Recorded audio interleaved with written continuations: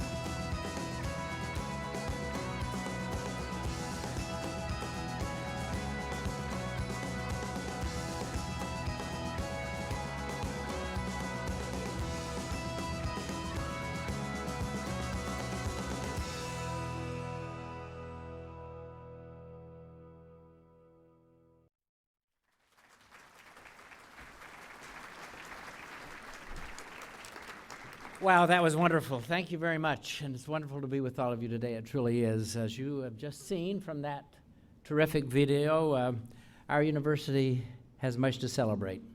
And we are indeed on the move. And we have reached a brand new level of accomplishment and prestige, as you well know. The brightest signpost of our current stature is our ranking as a highest research activity, or R1 university. We are one of just 115 R1 universities among the nation's more than 4,500 higher education institutions.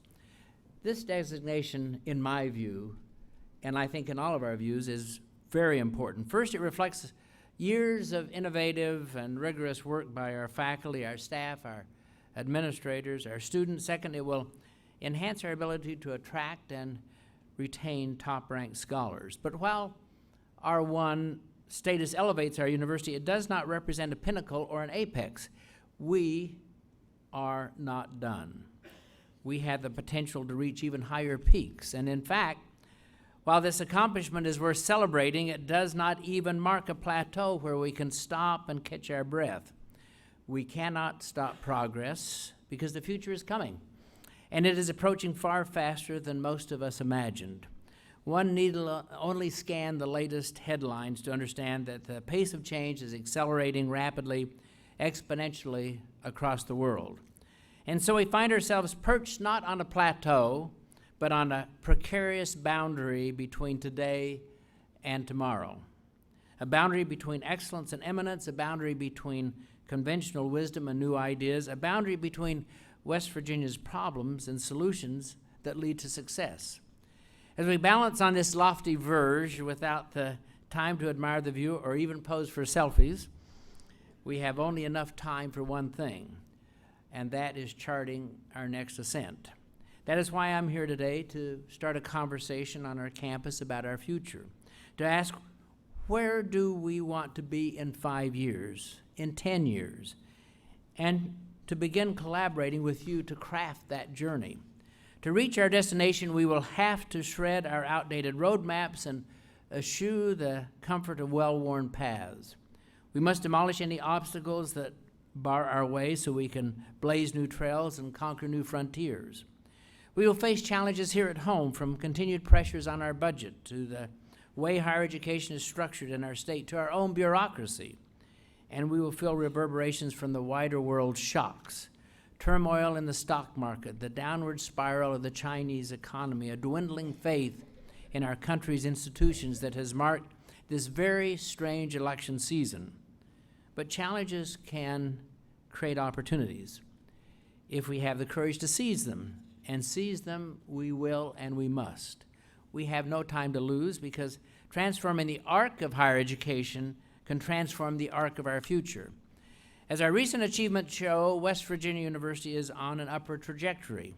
Our momentum gives us the power to lift our entire state. Our land-grant heritage deeds us the moral obligation to do so.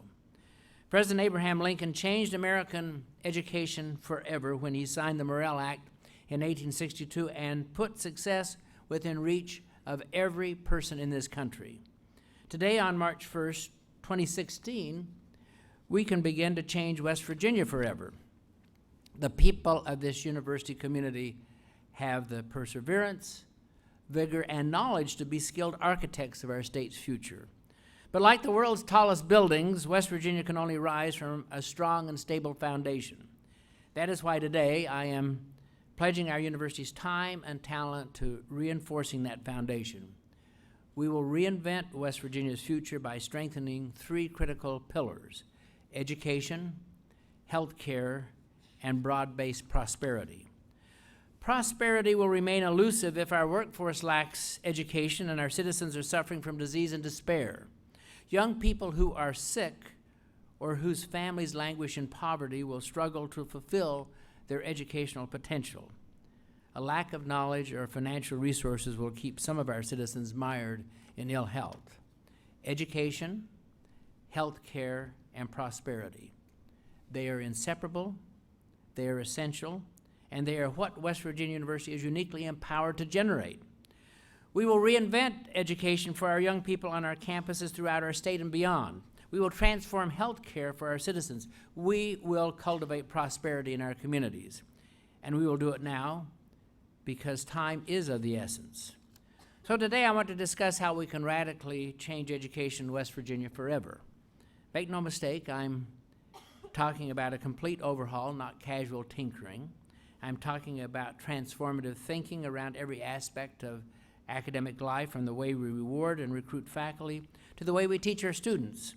As West Virginia's flagship land-grant university, this is our moment. We are the doorway to the American dream. Now we must make the path to that doorway even straighter, throw open that door even further, and guide scholars through it even more diligently. That is why we are opening our campus in Beckley, the new proposed home of West Virginia University Tech, to bring higher education to more people in southern West Virginia. Our calling is to change lives through education. And as we all know, that calling extends far beyond Morgantown. It is a calling that starts before students arrive on our campuses. Indeed, it starts before they ever skip into a kindergarten classroom. That is why we are partnering with West Virginia's pre-K-12 educators to awaken our children's love of learning. We encourage reading through programs such as Extension's Energy Express. We are training more secondary science and math teachers through our You Teach program. And through a new alliance with 100K in 10, we have committed to doubling the number of math and science teachers we graduate by 2020. We shepherd talented minority and underrepresented youth into healthcare careers through our Health Sciences and Technology Academy, which, by the way, was recently awarded more than $200,000 by the Annie E. Casey Foundation to replicate this program in other states. We also invite high school students into university-level study through Access WVU Early College Program.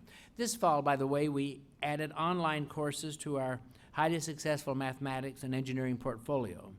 The result is the largest number of high school access students ever. We have attracted aspiring Mountaineers from 69 high schools in West Virginia and 8 other states.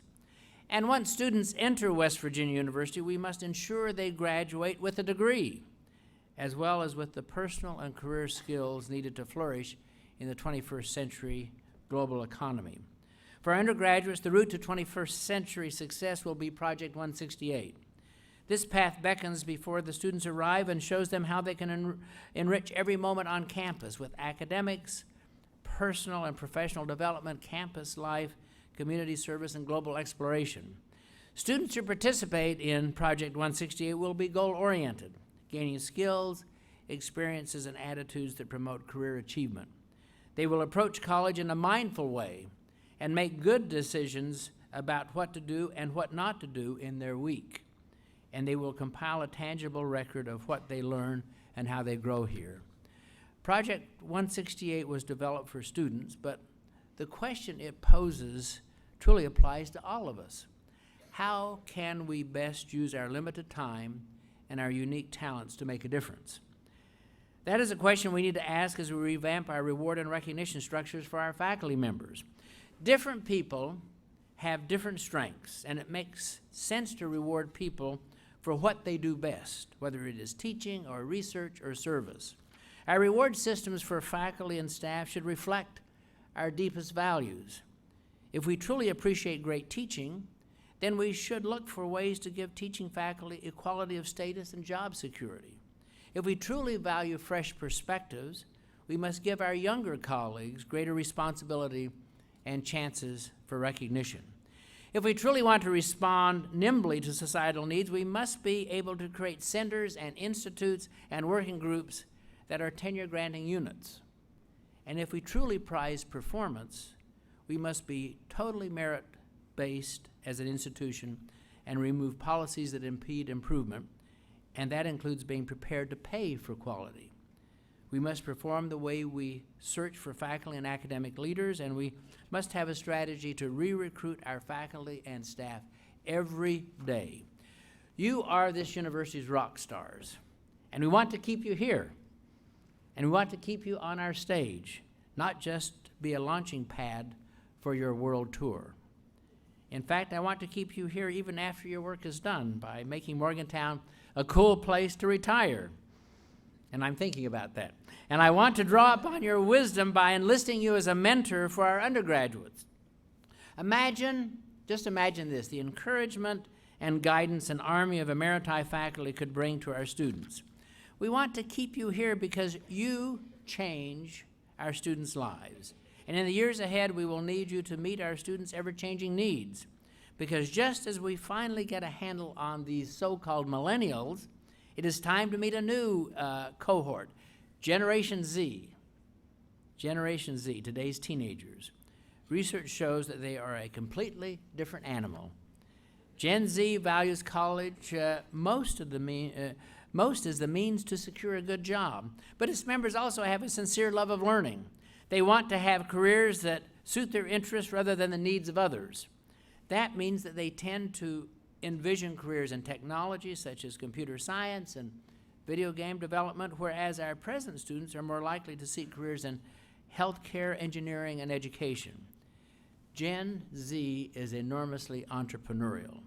About 20% of this new generation, think about this, about 20% of this new generation already have their own businesses, and another 20% plan to own a business in the future. And Gen Z students are digital natives. The latest technology is something they expect and embrace, not merely adopt. So what does this mean for our university? It means even more and faster change, a curriculum flexible enough for constant revision, technology that is on the leading edge. It means a new way of thinking, I submit. Our university must shift swiftly and effectively to meet our obligations to this new generation. We are already revising and reinventing the student experience. We are transforming the dreaded first-year orientation course, by engaging the wisdom of faculty across campus and focusing on 5 key learning goals. We are seeking input on live and learn communities that will integrate the resident faculty leader program more closely with programming from our colleges. We are encouraging our students to adopt a culture of service through the 12 Big Days of Service initiative. These service projects also take us one step further toward fulfilling our goals for the million-hour match. As part of fall 2015 academic courses, our students logged more than 4,000 hours of community service. That is an investment of more than $92,000 in the community and a priceless gain in life experience for our students. And we will continue to inspire the exploration of the arts and the humanities, allowing our students to integrate our Appalachian and world cultures into the very fabric of our days. In every facet of our education mission, every one of us must strive to be better, to innovate, to invest, to envision a different paradigm. We are West Virginia's education experts, therefore we must lead. We are one West Virginia University, therefore we must stack hands and work together. We are one West Virginia, therefore we must merge opportunity with ability so that we may bring hope and optimism to those we serve. The second pillar we as a university must address is transforming healthcare in West Virginia forever.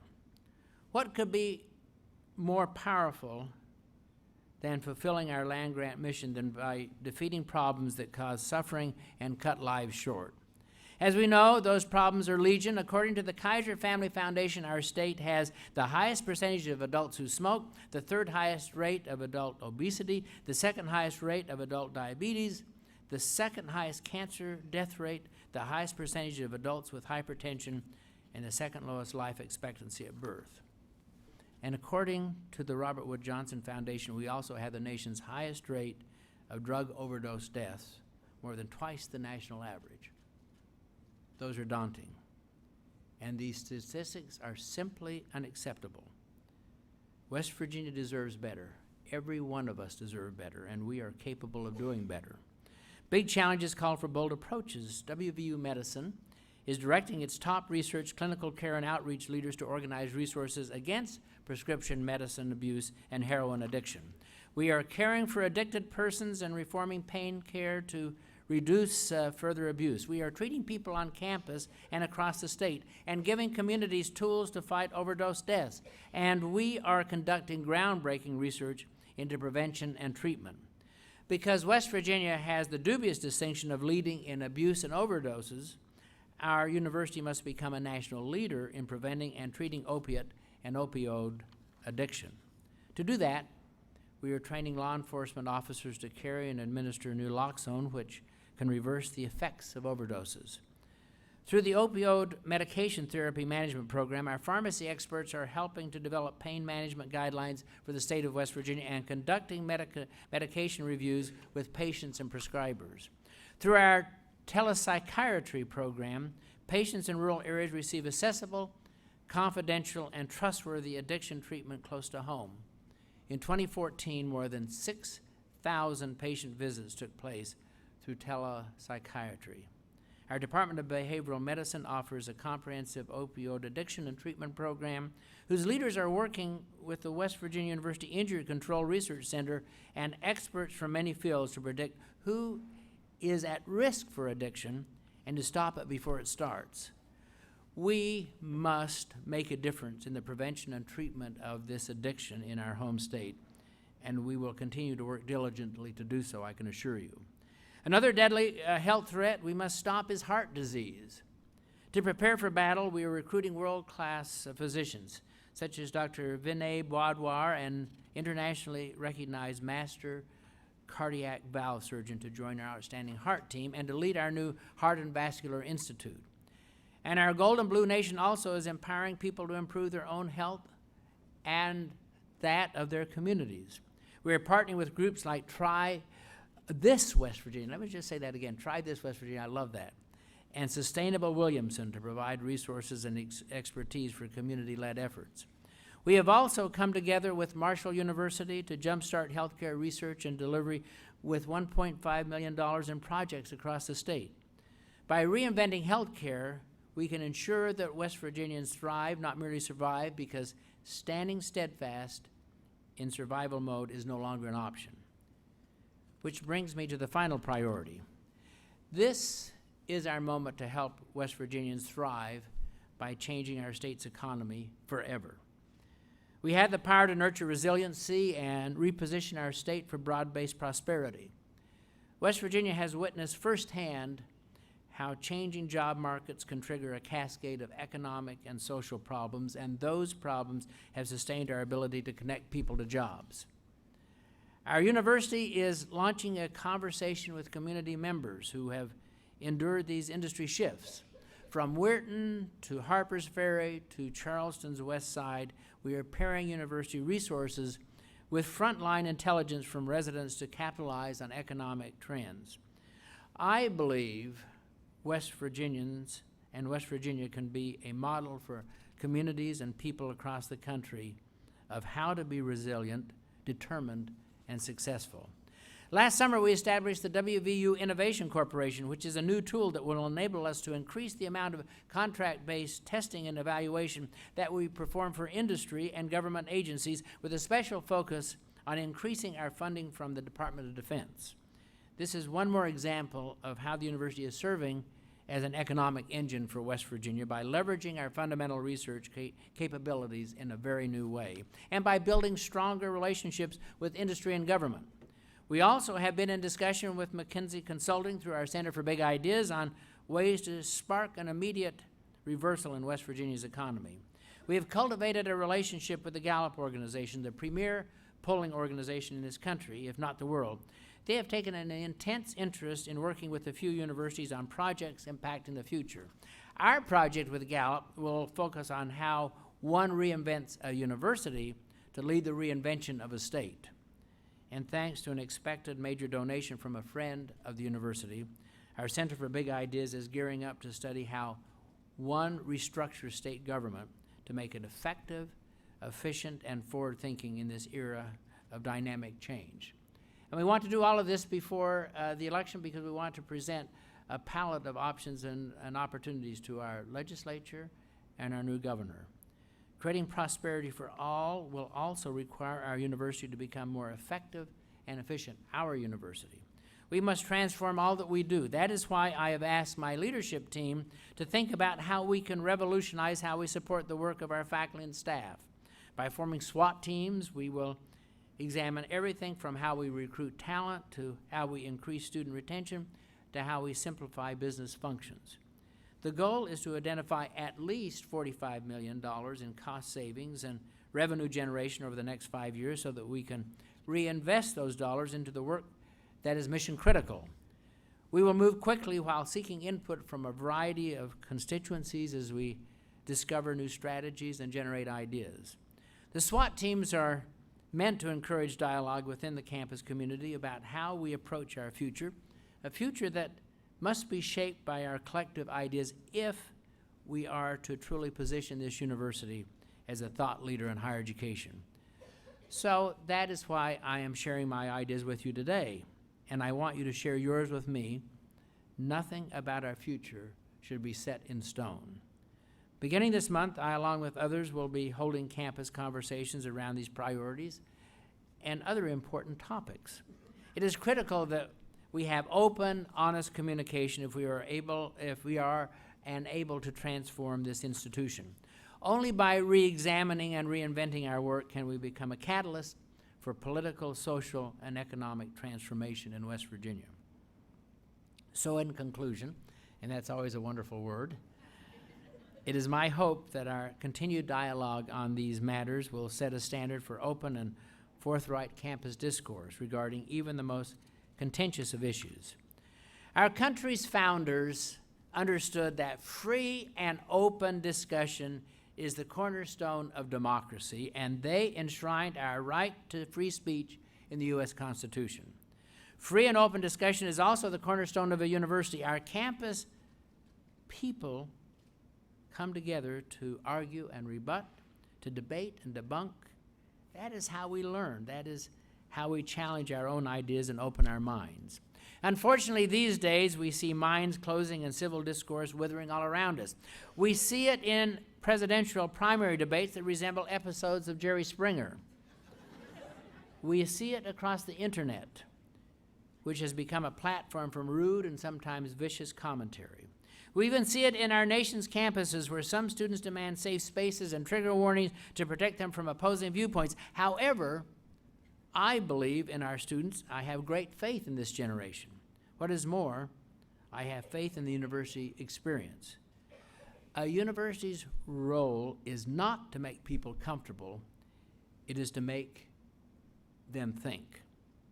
Our responsibility is not to shield students from harsh winds outside, it is to teach them how to weather strong disagreements. Any attempt to deny free speech protections to others is a threat to our own freedom. It is a threat to education, and it is a threat to democracy itself. President Lincoln, who led at a time of greater division and despair than we can even imagine, said, "Our defense is in the preservation of the spirit which prizes liberty as a heritage of all men, in all lands, everywhere. Destroy that spirit, and you have planted the seeds of despotism around your own doors." Our university is a miniature version of the wider world, drawing students from 110 countries, 50 states, and 55 counties. On the great issues of the day, you will find as many views on campus as there are students and faculty. Varying opinions cannot rend our community because our differences are outweighed by the values we share. We are respectful, inclusive, and fair, always mindful of our true sense of self. We are curious, asking questions, seeking new opportunities, and suggesting ideas to build a better future. We are supportive of each other as we build a team-oriented environment that is one West Virginia University. We are good stewards for the university, choosing to use our collective resources for the betterment of all. And we are making a difference. We are making a difference. We work swiftly to create real solutions to real problems. We are changing what it means to be a land-grant institution. In fact, I like to think we are Mr. Lincoln's University on a modern-day mission to drive change that matters. I am proud of our new research classification, immensely proud. I am proud of our faculty, our staff, and our students who have devoted their time and talents to this institution so that it may grow. I am proud of our elevated reputation on the national scene, but I am most proud of the values that guide our work and the potential we have to change life forever for 1.8 million West Virginians. Doing our best for them is our noblest calling. West Virginia is a noble calling and our proudest distinction. And our link to them is an unbreakable lifeline that sustains us all as we scale ever higher mountains. So that ends my formal remarks, and now what I'd like to do is take any questions, which I always like to do at the end of any kind of presentation. Do I have any questions in the audience? Oh, Jennifer, okay. I have a loud voice. We'll just Okay, great. Thank you, President Gee, for your inspiring words and your inspirational leadership. You had mentioned Project 168. Could you tell us a little bit more about how and when it will be implemented? Yeah, let me just talk about that for a second. You know, my view of the world is the fact that our students are on this campus together with us for 168 hours a week. They're in class for 18 hours a week, and the faculty in this room do a wonderful job. But the question is, what happens to the other 150 hours? And I tell everyone that every university in this country, all 4,500 of them, want to make certain the students are safe, that they have good food and a good place to eat, or a good place to sleep. Well, that gives everyone a C-, because everyone is doing that. So the question is, how do we become an A+ institution? And it's that difference of creating an environment in which our students have an opportunity to talk with each other, late night pizza events, opportunity to go to Australia, to Austria, opportunities to go to the North Pole or the South Pole, and to do Habitat for Humanity, and to join and to create, and to be able to have these kind of discussions. You know, we are a living learning laboratory, unlike almost any other institution.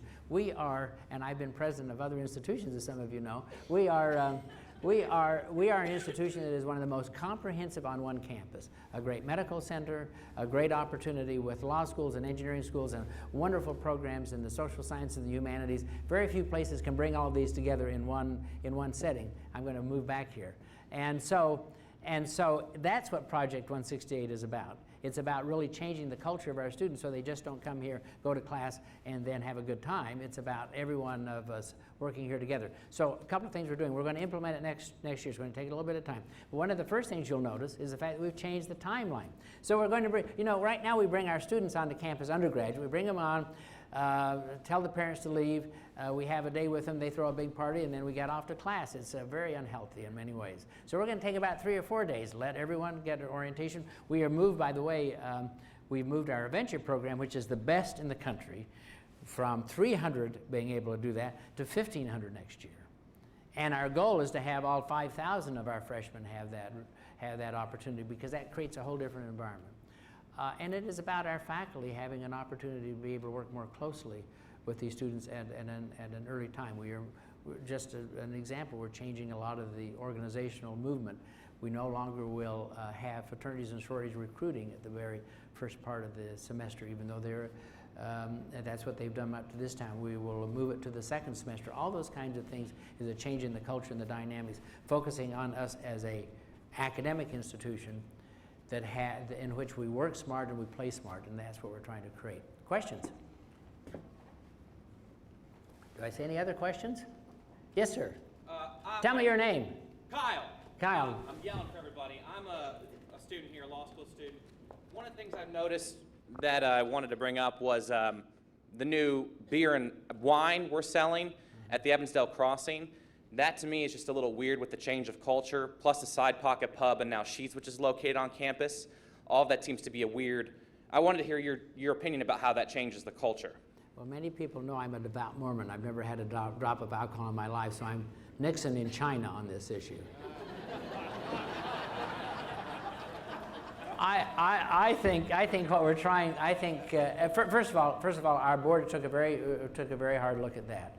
None of us want to impose our personal views on other people, but we want to make certain that people feel comfortable about being at the institution. Secondly of all, we want to make certain that we have an ability to be able to control that in the right ways. I will tell you this, I know this sounds controversial. If I were king for a day, I would move the drinking age that is now 21 to 18. And the reason I would do that is the fact that we have created on university campuses, we've created an environment of driving our students into dark places when they're 18 and 19, and creating a binge drinking culture. When I was first a university president, before the telephone was invented, when I was first a university president, the drinking age was 18. The university was a great partner with the students. We controlled it. And then when that 21 age came along, what happened is the fact that we knew they were going to drink, but we didn't know how to control it, so we turned the other way. Now we've got to really create an environment in which we control that. So that really is what it's about. It's about trying to, as much as we possibly can, within our own environment, creating an opportunity for us to be partners with our students in terms of the alcohol policy. Appreciate it, though. What year are you? Third year. Well, you've got a great voice. Thank you. You're going to do very well as a litigator. Yes?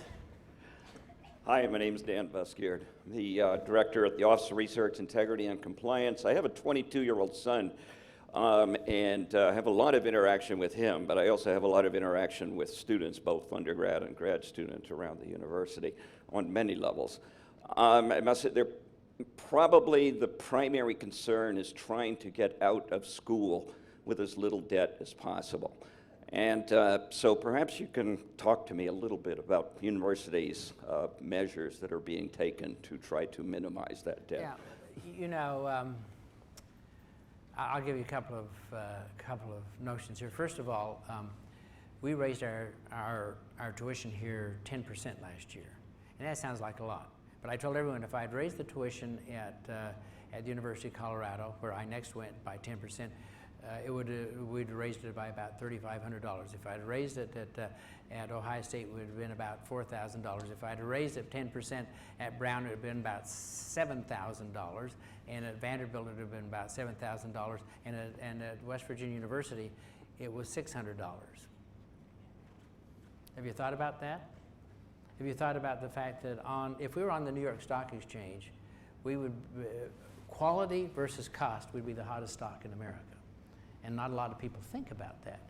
So but yet, because we have so many first-generation students and write about things, kids are going to go on and make do great things in the world. We don't want to have them leaving here with a debt, so we're doing two things. One, we're the first institution that has a dean of completion.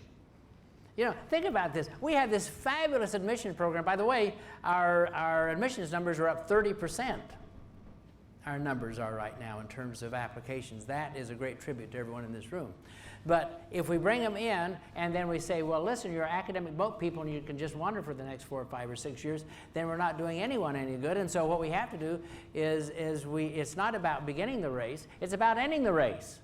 And ending the race without a lot of debt and a lot of other things. And so we have a dean of completion. The first one, thank you, Joyce, for making that happen. We really appreciate that. And the purpose is to get people through. And the same way with our PhD students and our graduate students. We want to try to get them through without a great deal of debt. Second thing we're doing is we're keeping our prices as moderate as we possibly can. Third is our foundation. I really give great credit to our donors and friends. They immediately, when we talked about doing this, they immediately decided they wanted to create a major fundraising drive called Dream First. And by the way, that fundraising drive is going very well. We have nearly completed that $50 million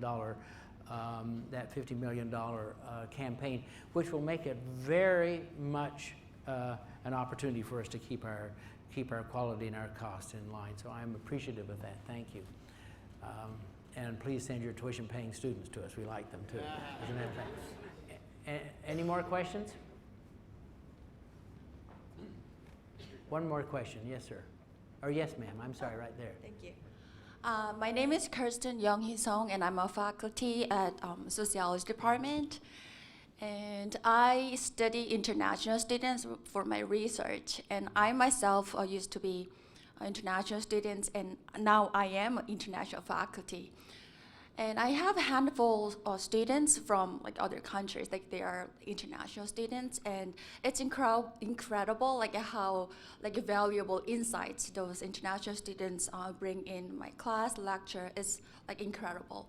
And I just want to hear from you, like what is your vision about international students, like how like the university like make an effort to bring them into this university, and how make an effort to integrate them into this community, like university and West Virginia, like cities and communities. Well, thank you very much. Something that we've thought a lot about. In fact, we're right in the process of hiring an individual who will become our czar, if you will, because I think the international, the whole internationalization of the institution is very, very important. The world is very small. The world is very connected. We have students who come from all over the world here, and we have faculty and staff who have connections all over the world, and people out there. We just were in Bahrain, for example. 4 of our graduates were here. 4 of our graduates, the Alzamo brothers, were here during my first tenure. And now they are running the Alzamo Corporation, which is one of the wealthiest corporations in the Middle East. And they established the Royal University for Women in Bahrain, the only chartered women's university in the Middle East. And they want us to be their partner. And they want, and you know, and so they fended off the normal suspects, you know, NYU and Harvard and all those guys that are on the decline, and they said, we want you to be our partner. And so we're trying to, what we're going to do is we're going to put together a very comprehensive program to make certain that students come here, have a great experience, that we open up this university to them, that we make certain that we're attracting the best and brightest, but also that we now have very clear conviction about how do we create an international program. You know, I travel with David Stewart, and David, I don't know, David is right here somewhere. David and I, we have what, over 400 or 500, we have about 400 plus protocols around the world. Well, those are like love letters. We love you and you love us and you never see us again. What we've got to do is we've got to develop very deeply embedded relationships with a certain number of institutions and in a certain number of countries so that we are very deeply engaged in the international world. We do that by bringing students onto campus, and we do it by creating programs off the campus. Ladies and gentlemen, I I know that we have other things to do, and I want to now introduce to you, because this is a celebration, and thank you for letting me be with all of you today, because I'm celebrating, you know, I've only been here 2 years, so I'm taking full credit for all of this. But I want you to know that we have a video here just to show some of the reasons that we're celebrating today. So thank you very much. It was great to be with you.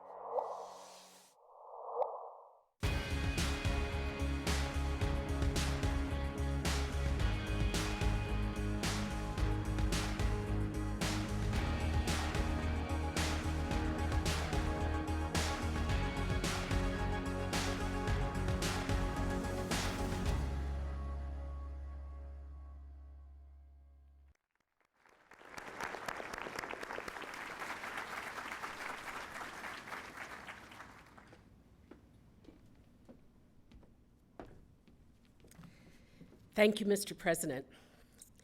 As President Gee has already proudly reminded us all, West Virginia University is one of 115 universities to hold the highest research activity classification in the Carnegie 2015 update. Of the 10 member institutions in the Big 12, there are 7, and we are one of them.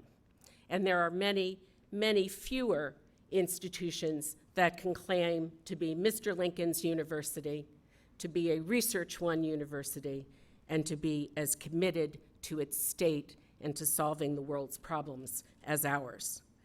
This classification is a tangible result of the extraordinary work of our faculty, staff, students, and their engagement in work every day in laboratories, libraries, offices, and classrooms across campus.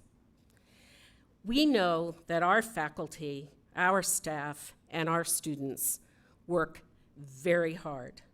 They work because they are incredibly passionate. Their passion has led us to want to make investments here at WVU to conduct the most ambitious, innovative research possible, which means supporting our researchers financially and with staff and student partners. We're building world-class research facilities and securing external funding. What's particularly exciting to me is the fact that we have matured as a research institution. We've not only grown our STEM research and scholarship, but we've expanded beyond traditional STEM fields. Our faculty and students are doing extraordinarily innovative, interdisciplinary, cutting-edge research. We merely look at what we're doing in the digital humanities, cybersecurity, forensic science, linguistics, theater theory, theater performance, music, oral history, just to name a few. Our classification as having the highest research activity is exciting because it can play a role in attracting and retaining exceptional faculty, staff, and students, both graduate students and undergrads, who are interested in being part of a research-intensive environment in which all of us join together passionately to engage in education, to transform the state and the world, to share prosperity and health with others. I want everyone here to truly appreciate the caliber of our faculty, and not only their caliber, but what they mean to our students. Because it's not just about brilliant people doing brilliant work in the scared hush of a library. These extraordinary researchers and scholars are also our teachers. They teach our young people, just beginning their college careers. Part of fulfilling our land-grant mission is opening our doors, creating access, and inviting our students to join us in this mission of education to solve the problems of West Virginia, the nation, and the world. 3 of our astrophysicists, Maura McLaughlin, Duncan Lorimer, and Sean McWilliams, have had the opportunity to conduct their research under the auspices of a $14.5 million National Science Foundation-funded Physics Frontier Center. Sean McWilliams' name may really jump out at you at this moment for good reason. He's a member of a team that recently detected gravitational waves and essentially proved something that Albert Einstein had only predicted. He is an assistant professor in our WVU classrooms, meeting with students every day. The day after his team's achievement was announced, Sean walked into his Physics 101 class of 135 mostly freshman students, just like he does every other day. But this time, they gave him a round of applause.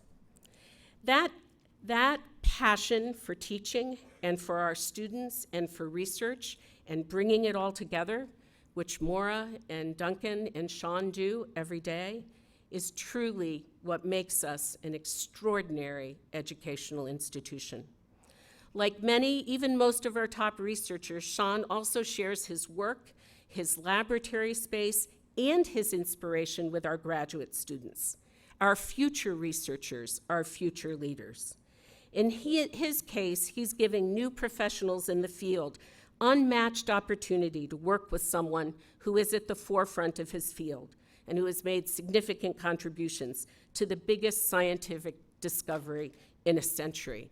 And of course, I'm enough of a geek that as soon as I heard that Sean had proved Einstein's theory and had heard the chirp, I had to call my dad up and say, guess what? We proved Einstein's theory, because I had to claim it. So thank you, Sean, for that. That's one way of marking our success. But Sean's not alone. Across campus, we find top cancer researchers working side by side with graduate and undergraduate students, pioneers in fields like the humanities, digital humanities, and big data analytics, giving students the opportunity to make an impact in fields that we as a society are only just beginning to define and explore. And as the applause from Sean's students demonstrates, the students get it. They recognize the value of the education they are receiving here at West Virginia University. I recently spoke one-on-one with several outstanding upper-class students and made the mistake of asking them to tell me about their favorite WVU experience. I say that this was a mistake only because after that, I never got a chance to talk again. One student told me about the professor so dedicated to getting his students to appreciate the natural world that he takes them bird watching on Saturday mornings. Yes, before dawn, and students actually show up. That means there really is genuine passion being shared with students. Another tells a vivid story of the English professor who pushed her, not just to work harder, but to actually argue with him in class in front of other students, not to be afraid to tell a professor, an expert in his field, when she thought he was just plain wrong. That's the kind of intellectual audacity that sets many great researchers on their paths. I imagine it's what got President Gee to where he is today, that audacity. I'm so excited to know that we inspire that spirit, the spirit that President Gee spoke about in his speech. I'm so glad that we inspire that spirit in one another, in our students, and all those we touch with the work that we do here to meet the challenge to make our world a better place.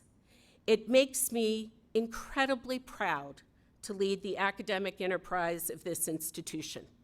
And I am equally proud to work closely with our Vice President for Research, Dr. Fred King, whose blend of vision and experience has been absolutely key to helping us reach our goal of becoming a truly world-class research institution. Thank you.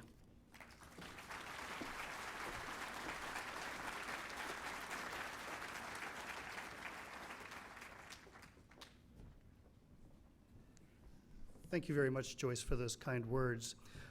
As I noted to the Board of Governors recently, it's truly a great time to be a Mountaineer. In research and scholarship, we go first, there's no question. In the past few months, we have witnessed evidence of this, the impact of the work of our faculty, staff, and students having impact locally, nationally, and globally.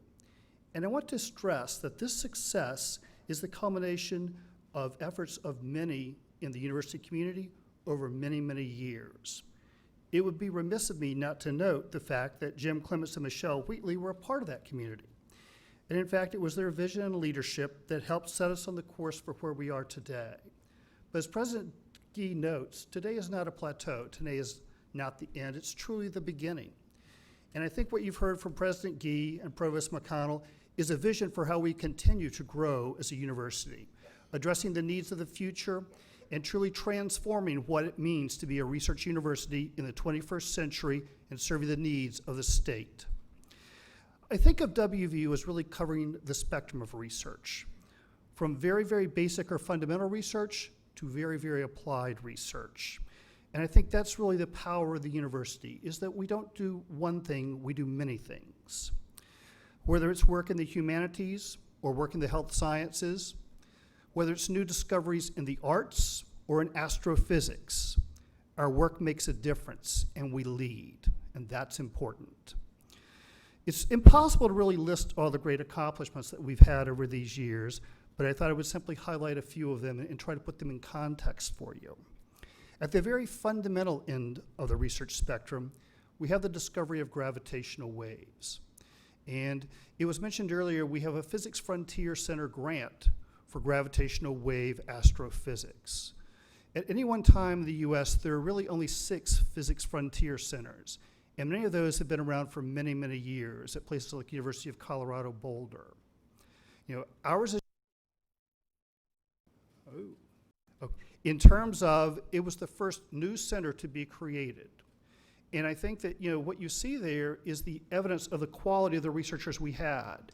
For me, it was no surprise that Sean McWilliams was part of the team that made the first discovery of gravitational waves, because I knew one of our researchers would be there.